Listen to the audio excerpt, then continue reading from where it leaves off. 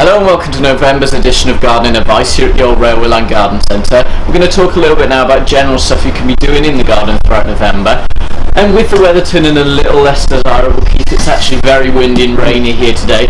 I thought we'd start by talking about these muck boots that we've got. We've got a great range here at the Garden Centre of muck boots.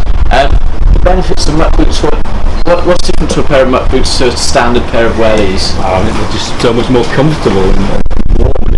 If you wear Wellingtons quite a lot, and get a decent pair that can last you years, and well worth the investment, I think. And they're very smart, aren't they? They do look very smart, and they make men's and women's as well, all sorts of different styles, more specific ones for riding, so there's a whole range of the boots. And they're good presents. And I know a lot of the staff here have got them as well, so it's an indicator that they are worthwhile investing in. We're stood again in front of the birds, so we say it every month, but keep feeding the birds. There's so many different things on the market these days to keep the birds interested.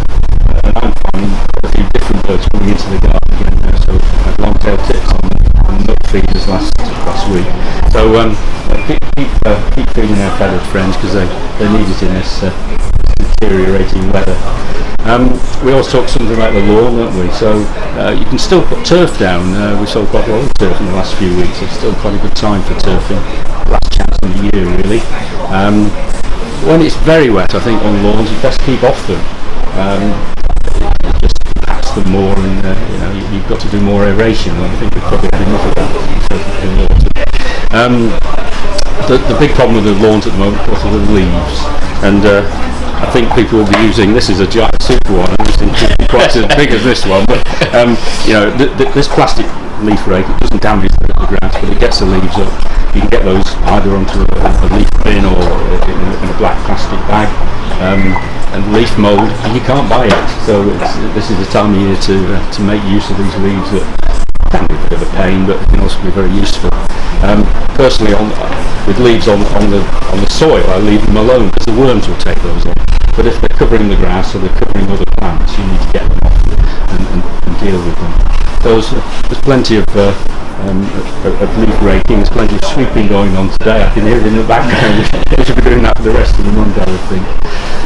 With ponds, again the big problem is the leaves. Stop them getting into the pond and decaying, because they make nutrients if they do that, and nutrients next year are going to produce more algae, and blanket weed. So net the pond, stop the leaves growing as best you can. It's always worth doing this time of year.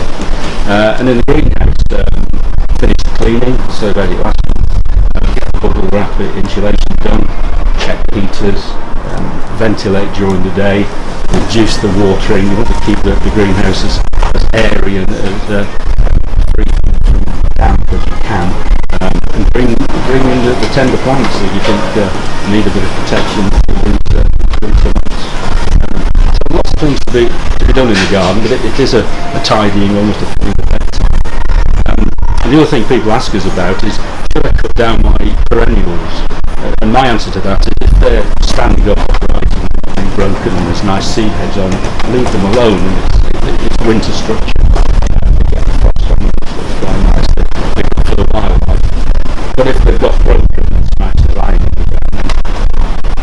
Cut them down, chop them up, put them in the compost bin, and it just keeps your garden looking a little bit tidier through the next few months. That's brilliant. Well, thanks very much, Keith.